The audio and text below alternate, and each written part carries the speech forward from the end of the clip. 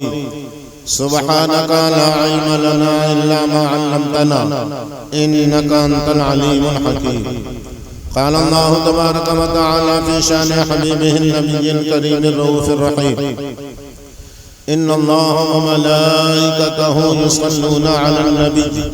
يا أيها الذين آمنوا صلوا عليه وسلموا تسليما. اللهم صل على سيدنا مولانا محمد وعلى آله وأصحابه وبارك وسلم. سبحان ربك رب العزة عما يصفون وسلام على المرسلين والحمد لله رب العالمين. لا إله إلا الله محمد رسول الله صلى الله تعالى عليه وسلم.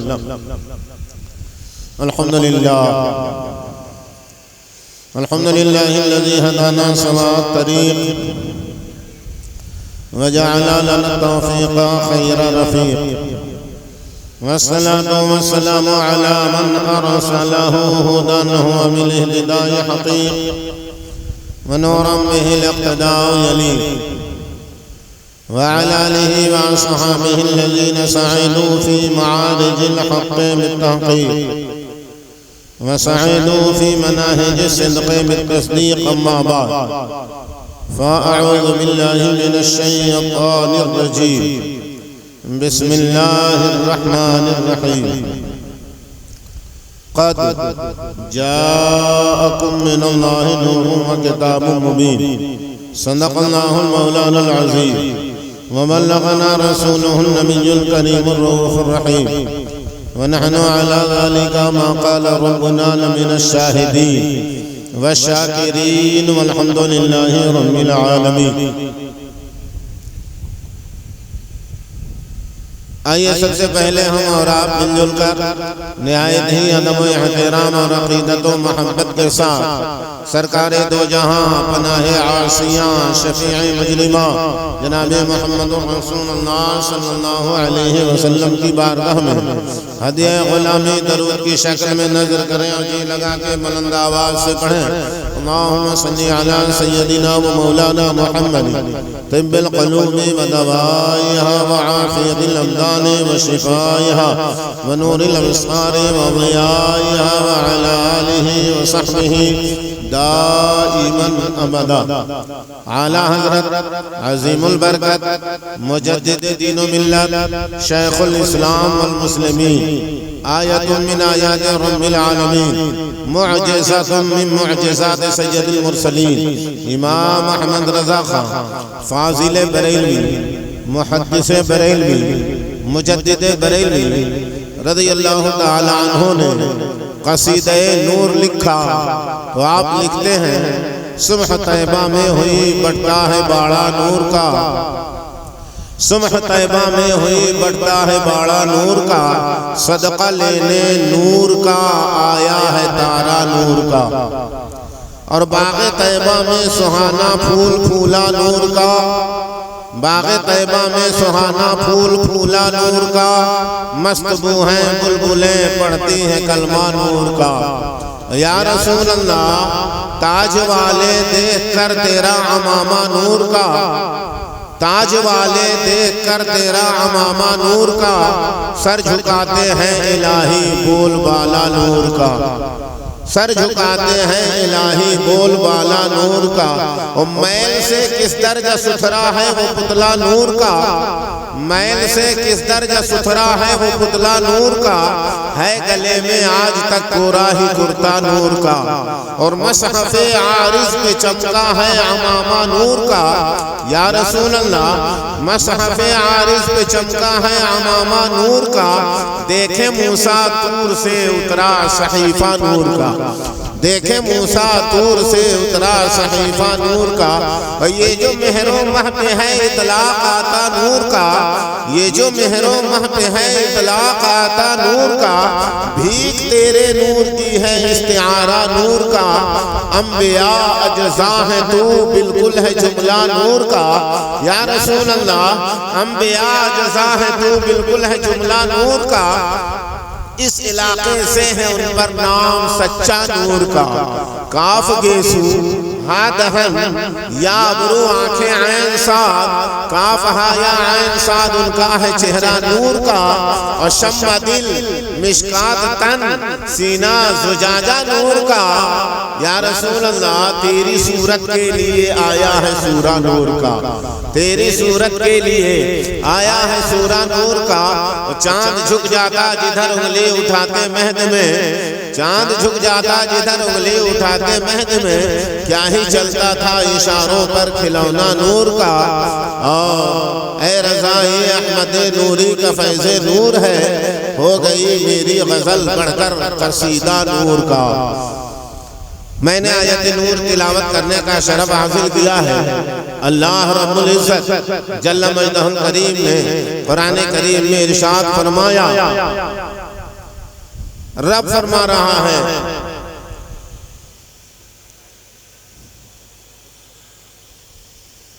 قد جاءکم من اللہ نور و کتاب مبین بلا شبہ اللہ کی جانب سے نور آیا اور روشن کتاب آئی نور کی تعریف ہے ظاہر لنفسہ و مظہر لغیرہ نور خود بھی ظاہر ہوتا ہے اور دوسروں کو ظاہر کر دیتا ہے یہ نور کی تعریف ہے اور اعلیٰ حضرت نے لکھا نور اس سے زیادہ اجلا ہے کہ اس کی تعریف کی جائے اور ہم اور آپ کیا تعریف کریں گے نور مصطفیٰ کی تعریف کہتے کس کو ہے تعریف کا معنی ہوا پہچانوانا اور پہچان کرانا یہ کس کا کام ہے پہچاننے کے بعد پہچان کرانا ہوتا ہے تعریف معرف کی فرع ہے پہلے آپ پہچانیں گے تب آپ پہچان کرائیں گے آپ جس کو پہچانتے ہی نہیں اس کی پہچان کرانے کی کہاں صلاحیت ہے آپ کے اندر تو سن لیجئے میرے آقا نے ارشاد فرمایا یا ابا بکر لم یعرفنی کما حقیقت غیر ربی اے ابو بکر جیسا میری حقیقت ہے میرے رب کے سوا کسی نے نہیں پہچانا جب کسی نے پہچانا ہی نہیں تو پہچان کیا کرا سکتا پہچانتا تو پہچان کراتا پہچانتا ہی نہیں تو کیا پہچان کرائے گا اور میرے آقا نے فرمایا محدثین نے بڑی پیاری بات کہا ارشاد فرمایا محدثین نے اس حدیث میں حضور نے فرمایا یا ابا بکر لم یعرفنی کما حقیقت غیر ربی اے ابو بکر جیسا میری حقیقت ہے میرے رب کے سوا کسی نے نہیں پہچانا اس حدیث میں حضور نے صدیق اکبر کو خطاب کیا کیوں اس لیے کہ تمام صحابہ میں سب سے زیادہ حضور کی معرفت رکھنے والے اور اعرف الناس اگر کوئی تھا تو وہ صدیق اکبر تھے تو جب صدیق اکبر نہ پہچان سکے تو دوسرے صحابہ کہاں پہچان سکیں گے اگر حضور اس حدیث میں حضرت ابو ہریرہ سے خطاب فرماتے تو شبہ باقی رہ جاتا انس بن مالک نے پہچانا ہو انس بن مالک سے خطاب فرماتے تو شبہ رہ جاتا عبداللہ ابن عمر نے پہچانا ہو عبداللہ ابن عمر سے خطاب فرماتے تو بات رہ جاتی شبہ رہ جاتا کہیں عبداللہ ابن مسعود نے پہچانا ہو عبداللہ ابن مسعود سے خطاب فرماتے تو ہو سکتا ہے کوئی شبہ کرتا کہ انہوں نے نہیں پہچانا حضرت علی نے پہچانا ہو حضرت علی نہ پہچان سکے تو کہیں عثمان غنی نے پہچانا ہو عثمان غنی نہ پہچان سکے تو کہیں فاروق اعظم نے پہچانا ہو فاروق اعظم نہ پہچان سکے تو کہیں صدیق اکبر نے پہچانا ہو سب سے زیادہ حضور کی معرفت رکھنے والے ابو بکر صدیق ہیں اور جب انہوں نے نہیں پہچانا تو پھر دوسرے صحابہ کے پہچاننے کا سوال ہی کہاں پیدا ہوتا ہے تو سرکار نے فرمایا یا ابا بکر لم یعرفنی کما حقیقت غیر ربی اے ابو بکر جیسا میری حقیقت ہے میرے رب کے سوا کسی نے نہیں پہچانا اور جب کسی نے پہچانا ہی نہیں تو پھر وہ پہچان کیا کرا سکتا اچھا رب کے سوا کی لسٹ بنا لیجئے آپ حضرت آدم رب کے سوا ہیں حضرت نوح رب کے سوا ہیں حضرت ابراہیم رب کے سوا ہیں حضرت موسیٰ رب کے سوا ہیں حضرت یحییٰ رب کے سوا ہیں حضرت زکریا رب کے سوا ہیں حضرت عیسیٰ رب کے سوا ہیں حضرت جبرائیل رب کے سوا ہیں حضرت میکائیل رب کے سوا ہیں حضرت اسرافیل رب کے سوا ہیں حضرت اسرائیل رب کے سوا ہیں تمام انبیاء و مرسلین رب کے سوا ہیں جملہ ملائکہ مقربین رب کے سوا ہیں حضرت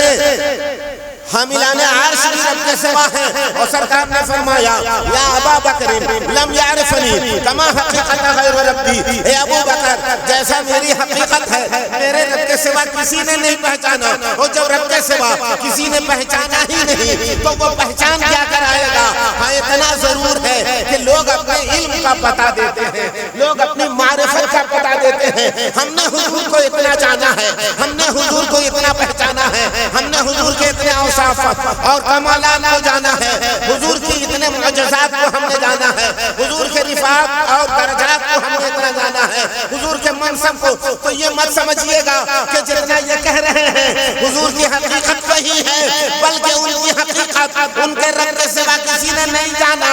اے رضا خود صاحب قرآن مداح حضور، تجھ سے کب ممکن ہے پھر مدحت رسول اللہ، تجھ سے کب ممکن ہے پھر مدحت؟ یہ اپنے علم کی پتہ دے رہے ہیں، اسی لیے کہا جاتا ہے العجز عن الادراک،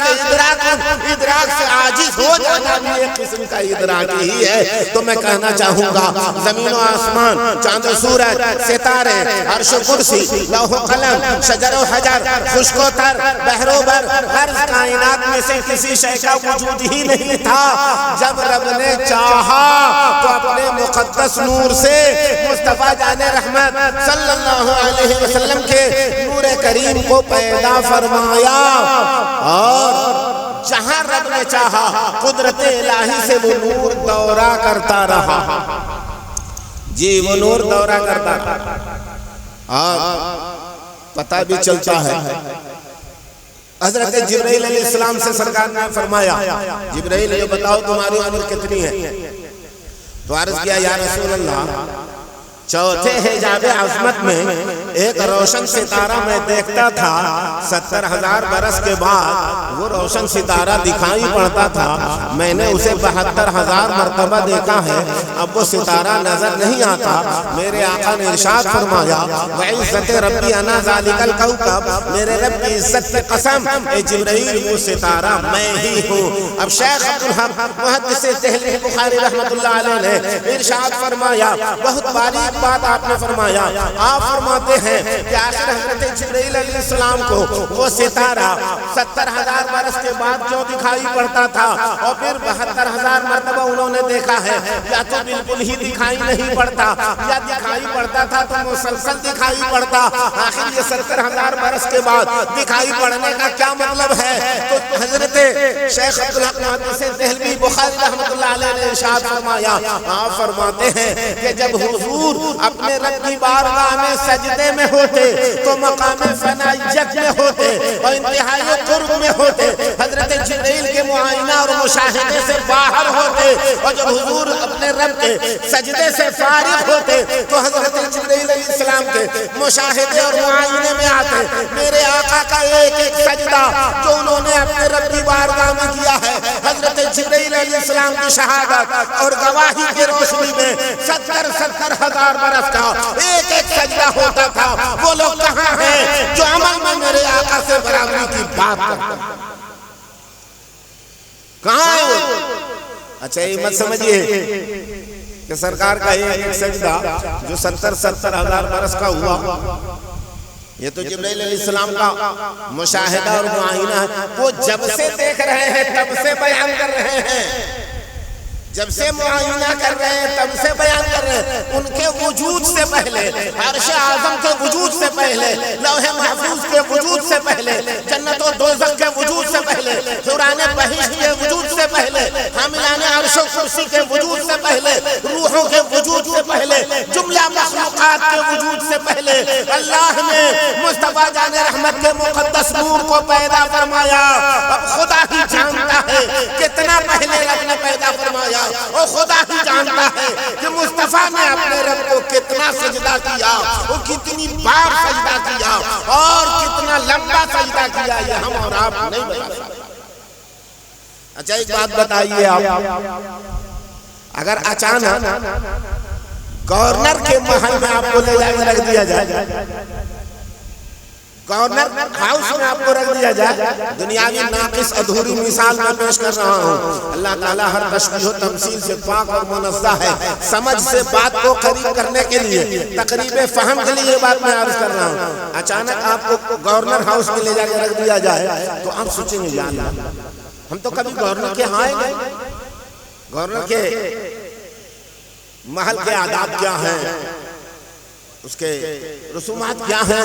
اگر کوئی آپ کو خبر دے دے، پتہ دے دے تو آپ اس کا احسان مند ہوں گے کہ ہم نہیں جانتے تھے کہ گورنر کے محل کا اور اس کی بارگاہ کے آداب کیا ہیں، لیکن آپ نے بتایا، بڑی اچھی بات ہے۔ میں کہنا چاہوں گا کہ مخلوقات میں سے کسی کو پتہ ہی نہیں تھا کہ اللہ کی عبادت کیسے کی جاتی ہے، اللہ کی بندگی کیسے کی جاتی ہے، اللہ کی تسبیح کیسے بیان کی جاتی ہے، اللہ کی پاکی کیسے بیان کی جاتی ہے، اللہ کی کبریائی کیسے بیان کی جاتی ہے۔ اللہ رب العزت نے اپنے مقدس نور سے سب سے پہلے مصطفیٰ جان رحمت کے نور کو پیدا فرمایا، تو رب نے فرمایا کن محمدن، ہو جا محمد صلی اللہ علیہ وسلم۔ حضور صلی اللہ علیہ وسلم کا جب وجود ہوا، نور مصطفیٰ کا جب وجود ہوا، تو سب سے پہلے خدا کی بارگاہ میں مصطفیٰ جان رحمت نے سجدہ کیا، اور یہ سجدہ رب کو اتنا پسند آیا کہ رب نے فرمایا جس نے سب سے پہلے میری عبادت کی ہے، جس نے سب سے پہلے میری بندگی کی ہے، جس نے سب سے پہلے مجھے سجدہ کیا ہے، میرے عزت و جلال کی قسم ساری مخلوقات اور تمام جہان میں سب سے افضل اسی کو بنا۔ اگر حضرت جبرائیل علیہ السلام کہہ رہے ہیں اللہ اکبر تو انہوں نے حضور سے سیکھا ہے،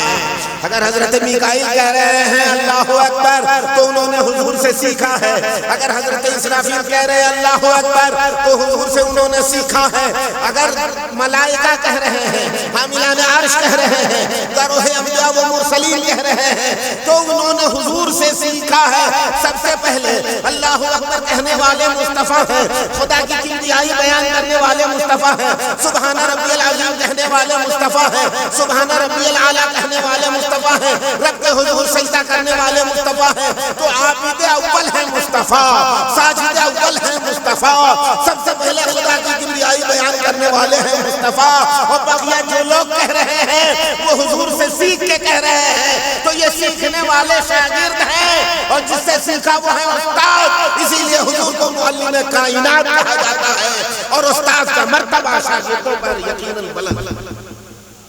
تو کہاں کوئی شاگرد استاد کے درجے کو پا سکے گا؟ جو لوگ پانے کی بات کرتے ہیں ان سے کہہ لیجئے۔ بہرحال میں آپ سے عرض کروں گا، یہی نور اللہ نے پیشانی آدم میں رکھا تو آدم علیہ السلام کا وجود روشن ہو گیا، جگمگا اٹھا۔ اور یہ بات میری نہیں ہے، حدیث شریف میں ہے، اور یہ حدیث حضرت فاروق اعظم رضی اللہ تعالیٰ عنہ سے مروی ہے کہ حضرت آدم علیہ السلام جب زمین پر تشریف لائے 300 برس یا 100 برس علی اختلاف روایات روتے رہے اللہ کے حضور، ربنا ظلمنا انفسنا وان لم تغفر لنا وترحمنا لنكونن من الخاسرین۔ میرے آقا ارشاد فرماتے ہیں لما اقترف آدم الخطیۃ قال رب اسألک بحق محمد لما غفرت لی قال وکیف عرفت محمدا قال لانک لما خلقتنی بیدک ونفخت فی من روحک رفعت رأسی فرأیت علی قوائم العرش مکتوبا لا الہ الا اللہ محمد رسول اللہ فعلمت انک لم تضف الى اسمک الا حق الخلق الیک قال صدقت یا آدم ولولا محمد ما خلقتك وما غفرتك۔ یعنی میرے آقا صلی اللہ علیہ وسلم ارشاد فرماتے ہیں کہ جب حضرت آدم علیہ السلام نے اللہ عز و جل کے حضور میں عرض کیا یا اللہ میری ذلت کو معاف فرما، صدقہ محمد رسول اللہ صلی اللہ علیہ وسلم کا، تو رب نے ارشاد فرمایا وکیف عرفت محمد، اے آدم تو نے محمد صلی اللہ علیہ وسلم کو کیسے پہچانا؟ تو حضرت آدم علیہ السلام نے عرض کیا لأنک لما خلقتنی بیدک، جب تو نے مجھے اپنے دست قدرت سے پیدا فرمایا، ونفخت فی من روحک، اور میرے جسم میں تو نے اپنی طرف سے روح ڈالا، تو لا الہ الا اللہ محمد رسول اللہ، فعلمت انک لم تضف الى اسمک الا حق الخلق الیک۔ قال صدقت یا آدم ولولا محمد ما خلقتك وما غفرتك، یعنی میرے آقا صلی اللہ علیہ وسلم ارشاد فرماتے ہیں کہ جب حضرت آدم علیہ السلام نے اللہ عز و جل کے حضور میں عرض کیا یا اللہ میری ذلت کو معاف فرما، صدقہ محمد رسول اللہ صلی اللہ علیہ وسلم کا، تو رب نے ارشاد فرمایا وکیف عرفت محمد، اے آدم تو نے محمد صلی اللہ علیہ وسلم کو کیسے پہچانا؟ تو حضرت آدم علیہ السلام نے عرض کیا لأنک لما خلقتنی بیدک، جب تو نے مجھے اپنے دست قدرت سے پیدا فرمایا، ونفخت فی من روحک، اور میرے جسم میں تو نے اپنی روح اپنی طرف سے روح ڈالا، رفعت راسی تو میں نے اپنے سر کو اٹھایا، فرأیت تو ہم نے دیکھا علی قوائم العرش مکتوبا لا الہ الا اللہ محمد الرسول اللہ، کہ عرش کے پائے پر لا الہ الا اللہ محمد الرسول اللہ لکھا ہوا پایا، فعلمت تو ہم نے جانا، ہم نے یقین کر لیا، ہمیں معلوم ہوا، ہم نے پہچانا انکا لم تضف الی اسمک الا احب الخلق الیک، تو نے اپنے نام کے ساتھ اسی پیارے کا مقدس نام ملایا ہے جو سارے جہان میں و تمام مخلوقات میں سب سے زیادہ تیری بارگاہ میں چہیدہ پیارا اور عزت و کرامت والا ہے۔ رب نے ارشاد فرمایا صدقت یا آدم، یا آدم تو نے سچ کہا، ولولا محمد ما خلقتک وما غفرتک، اور اگر محمد صلی اللہ علیہ وسلم کی پیدائش منظور نہ ہوتی میں تجھے بھی پیدا نہیں کرتا، تیری ذلت کو معاف نہیں فرماتا۔ یہ بات میں نہیں کہہ رہا ہوں، یہ بات حدیث پاک کی شہادت سے ہے، بلکہ تمام انبیاء و مرسلین کی خواہش تھی کہ حضور صلی اللہ علیہ وسلم کی امت میں اللہ تعالیٰ ان کو پیدا فرمائے۔ یہاں تک کہ حضرت آدم علیہ السلام جب دنیا سے تشریف لے جانے لگے تو اپنے بیٹے حضرت شیس علیہ السلام کو بلایا، اور بلانے کے بعد وصیت فرمایا، اور وصیت کے کلمات بہت لمبے ہیں، مختصراً یہ کہ حضرت آدم علیہ السلام نے شیس علیہ السلام سے فرمایا میں نے آسمانوں کے طبقات اور جنت کے محلات اور جنت کے قصور اور جنت کے محلات اور جنت کے پردوں اور حوران بہشت کی پیشانیوں پر حضور صلی اللہ علیہ وسلم کا مقدس نام لکھا ہوا نقش کیا ہوا پایا، تو ساری کائنات میں انہی کا نام ہے، فاکثر ذکرہ فإن الملائکۃ تذکرہ فی کل ساعتہا، اے شیس بکثرت ان کا ذکر کیا کرنا، کیونکہ ملائکہ اور فرشتے ہر آن ہر لمحہ ان کا ذکر کیا کرتے ہیں۔ اگر ہم اور آپ حضور صلی اللہ علیہ وسلم کا ذکر کرتے ہیں تو حقیقت میں ہم ہی آدم علیہ السلام کی سنت کریمہ اور ان کے بیٹے شیس علیہ السلام کی سنت کریمہ پر ہیں، اور جو لوگ اس سے الگ ہیں وہ آدمیت کے لسٹ سے خارج ہے، باہر ہیں، بلکہ حضرت عیسیٰ علیہ السلام کی طرف اللہ نے وحی بھیجا، اوحى اللہ تعالی الی عیسیٰ ان آمن بمحمد وممن ادرکہ من امتہ ان یؤمنوا بہ فلولا محمد ما خلقت الجنة ولا النار وَلَقَدْ خَلَقْتُ الْعَرْشَ عَلَى الْمَاءِ فَاضْطَرَبَ فَكَتَبْتُ عَلَيْهِ لَا إِلَٰهَ إِلَّا اللَّهُ مُحَمَّدٌ رَسُولُ اللَّهِ فَسَقَنَا، یعنی اللہ تعالیٰ نے عیسیٰ علیہ السلام کی طرف وحی بھیجا، اے عیسیٰ محمد صلی اللہ علیہ وسلم پر ایمان لے آؤ اور اپنی امت کو باخبر کر دو کہ تمہاری امت میں سے جو لوگ ان کا مقدس زمانہ پائیں ان پر فرض ہوگا کہ محمد صلی اللہ علیہ وسلم پر ایمان لائیں۔ کیوں؟ فَلَوْلَا مُحَمَّدٌ مَا خَلَقْتُ الْجَنَّةَ وَلَا النَّارَ، کیونکہ اگر محمد صلی اللہ علیہ وسلم کی پیدائش منظور نہ ہوتی، رب فرماتا ہے میں جنت و دوزخ کو پیدا نہیں کرتا، اور اب نے فرمایا وَلَقَدْ خَلَقْتُ الْعَرْشَ عَلَى الْمَاءِ فَاضْطَرَبَ، ہم نے عرش کو پانی پر پیدا فرمایا تو عرش میں اضطراب تھا، بے چینی تھی، عرش کا سکون و قرار حاصل نہیں تھا عرش کو، فَكَتَبْتُ عَلَيْهِ، تو ہم نے عرش پر لکھ دیا لا الہ الا اللہ محمد الرسول اللہ، فَسَكَنَا، تو ہم نے لا الہ الا اللہ محمد الرسول اللہ عرش پر لکھا تو عرش ساکن ہو گیا، عرش کا اضطراب جاتا رہا، عرش کی بے چینی اور بے قراری ختم ہو گئی، عرش کو سکون و طمانینت حاصل ہوا۔ اگر آپ اپنے دلوں کو چین اور سکون کی نعمت سے شاد کام کرنا چاہتے ہیں تو ہمیشہ آپ کی زبان پر مصطفیٰ کا ذکر ہو، آپ کے دل یاد مصطفیٰ سے چین پایا کریں، تب جا کر کے کامیابی ہوگی۔ اللہ نے حضرت موسیٰ علیہ السلام کی طرف بھی وحی بھیجا، جی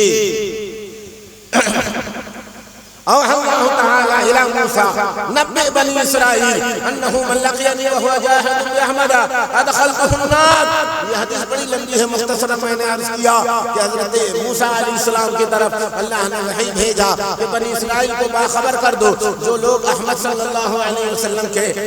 سے جھگڑتے ہوئے اس حال میں مجھ سے ملاقات کریں گے کہ وہ احمد صلی اللہ علیہ وسلم سے جھگڑتے ہوں گے، میں انہیں جہنم میں داخل کروں گا۔ کہنا یہ ہے آج کے یہودی کہ حضور کی شان میں گستاخی اور بے ادبی کرتے ہیں، سمجھ لیجئے کہ یہ جہنم کا لقمہ ہے۔ میں کہنا یہ چاہوں گا کہ آپ سارے جہان اور تمام کائنات کے وجود کو بھی آپ دیکھیں گے تو ہر جگہ میرے آقا کا ذکر موجود، جی لیکن کچھ لوگ کہتے ہیں کیا، ایک صاحب نے کہا کہ آپ لوگ ہر سال ربیع الاول شریف کا ذکر مناتے ہیں، آپ لوگ ہر سال حضور صلی اللہ علیہ وسلم کی پیدائش مناتے ہیں۔ ہاں بالکل صحیح بات۔ انہوں نے کہا کیا ہر سال حضور پیدا ہوتے ہیں؟ میں نے کہا نہیں، ہر سال حضور نہیں پیدا ہوتے، پھر کیوں مناتے ہیں؟ میں نے کہا ایک بات بتائیے، سال میں 12 مہینے ہوتے ہیں، توجہ کے ساتھ سنیے، آخری بات عرض کر رہا ہوں۔ تو میں نے عرض کیا کہ آپ غور سے سنیے، یہ بتائیے تمام مہینوں میں، سال کے 12 مہینے ہیں، تمام مہینوں میں سب سے افضل مہینہ کون؟ تو کہا رمضان۔ میں نے کہا تمام راتوں میں سب سے افضل رات کون؟ تو کہا شب قدر۔ میں نے کہا شب قدر کیوں افضل ہے اور رمضان تمام مہینوں میں سب سے افضل کیوں ہے؟ تو انہوں نے کہا شہر رمضان الذی انزل فیہ القرآن، رمضان کا مہینہ اس لیے افضل ہے کہ رمضان کے مہینے میں اللہ نے قرآن نازل کیا۔ میں نے کہا شب قدر کیوں افضل ہے؟ کہا انا انزلناہ فی لیلۃ القدر، شب قدر تمام راتوں میں اس لیے افضل ہے کہ اللہ نے قرآن کو شب قدر میں نازل کیا۔ ہم نے کہا ایک بات بتائیے، وہ ایک ہی رمضان تھا جس میں قرآن نازل ہوا، وہ شب قدر کی ایک ہی شب تھی جس میں قرآن نازل ہوا۔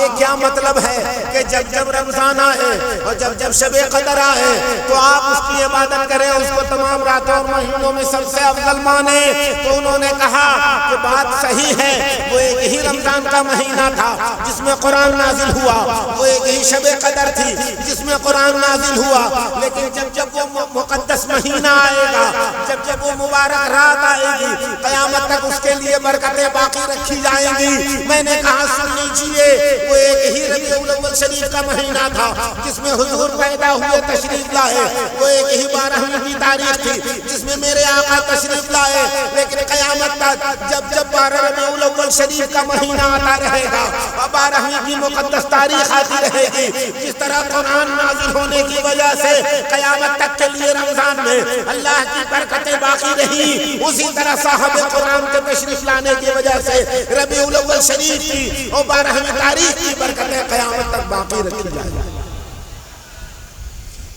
تو کہنا یہ ہے کہ لوگ سمجھتے نہیں۔ اچھا ایک بات بتائیے، درود شریف پڑھیے، اللہم صلی علی سیدنا مولانا محمد وعلی آلہ وصحبہ، ختم کر دیں، وبارک وسلم صلی اللہ علیہ وسلم علیہ یا رسول اللہ صلی اللہ علیہ وسلم۔ دیکھیے کافر کے کسی عمل کا آخرت میں کوئی بدلہ نہیں، توجہ کے ساتھ سنیے، کافر کے کسی عمل کا آخرت میں کوئی بدلہ نہیں۔ تو آپ کہیں گے کافر اور اچھا کام، میں کہوں گا ہاں، اسلام کی تعلیم ہے سچ بولو۔ اگر کافر نے سچ بولا، اسلام کی تعلیم ہے غریب مقروض کا قرضہ معاف کر دو۔ اگر کافر نے کسی کا قرضہ معاف کر دیا، اسلام کا حکم ہے جھکتا ہوا تولو۔ اگر کافر نے جھکتا ہوا تولا، اسلام کا حکم ہے بیماروں کی عیادت کرو۔ اگر کافر نے بیمار کی عیادت کیا، اسلام کا حکم یہ ہے ماں باپ کی خدمت کرو۔ اگر کافر نے اپنے کافر ماں باپ کی خدمت کیا، اسلام کا حکم یہ ہے کہ غریبوں یتیموں بیواؤں کے ساتھ اچھا سلوک کرو۔ اگر کافر نے غریبوں یتیموں بیواؤں کے ساتھ اچھا سلوک کیا تو ایسی صورت میں کافر ہے لیکن کام اچھا کیا، تو آخرت میں اس کا کوئی بدلہ نہیں۔ کیوں؟ اس لیے کہ قرآن نے کہا والذین کفروا اعمالهم کسراب بقیعۃ یحسبہ الظمآن ماء، وہ جنہوں نے کفر کیا ان کے اعمال ریگستان میں چمکتے ہوئے بالو اور ریت کی طرح ہے، دھوکا جو دور سے سورج کی روشنی میں چمکتا اور لہریں لیتا ہوا سمندر اور پانی کا دریا کا پانی دکھائی پڑتا ہے، اور جب قریب جاؤ تو کچھ نہیں۔ بالکل کافروں کا عمل اسی شراب اور دھوکے کی طرح ہے، چمکتے ہوئے دھوپ میں بالو کی طرح ہے جو پانی دکھائی پڑتا ہے اور قریب جاؤ تو کچھ نہیں۔ اور ایک جگہ قرآن نے کہا وَقَدِمْنَا إِلَىٰ مَا عَمِلُوا مِنْ عَمَلٍ فَجَعَلْنَاهُ هَبَاءً مَنثُورًا، کافروں نے کچھ اچھا کام آگے بھیجا، ہم نے اس کو ہباء منصورا کر دیا، یعنی سمندر کے جھاگ کی طرح۔ آپ سمندر کے کنارے جائیں گے، پانی کی موجیں جب کنارے سے ٹکراتی ہیں تو جھاگ پیدا ہوتا ہے، اور جھاگ جس کو آپ گاج کہتے ہیں تو بہت ٹیلا کی طرح معلوم ہوگا، اور جب پھونک ماریں گے تو کدھر غائب ہو گیا پتہ ہی نہیں چلتا ہے۔ کافروں کا عمل سمندر کے جھاگ کی طرح ہے، اور جب وہ آخرت میں پہنچیں گے تو پھونک مارنے سے جس طرح جھاگ ختم ہو گیا، ان کے کفر کی شامت کی وجہ سے ان کے اعمال ختم ہو گئے، لیکن دنیا میں کچھ بدلہ ان کو دے دیا جاتا ہے۔ ان کی صحت اچھی کر دی جاتی ہے، ان کی اولاد فرما بردار کر دی جاتی ہے، ان کو عزت اور شہرت اور دولت اور حکومت اور سلطنت دے دی جاتی ہے۔ آخرت میں کوئی بدلہ نہیں، لیکن دنیا میں ان کو کچھ بدلہ مل جاتا ہے۔ اور آخرت میں کافر کا حال جانتے ہیں،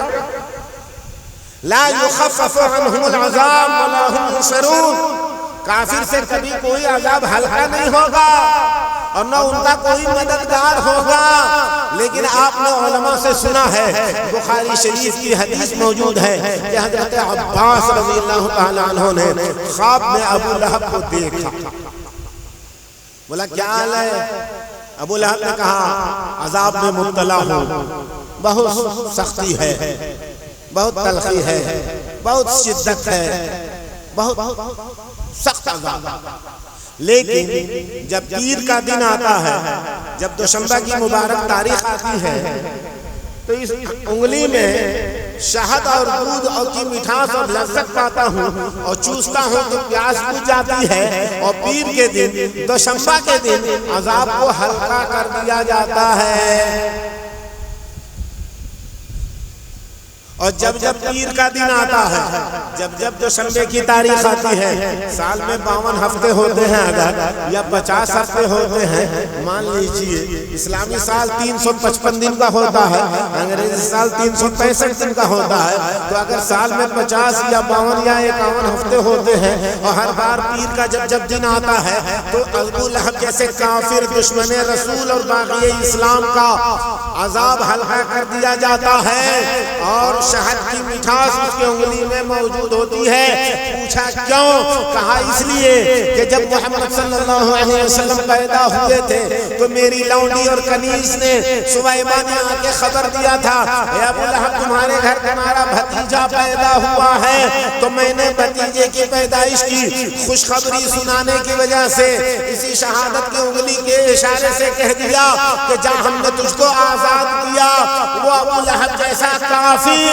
وہ اگر اپنے بھتیجے کی پیدائش کی خوشی میں خوشخبری سنانے والی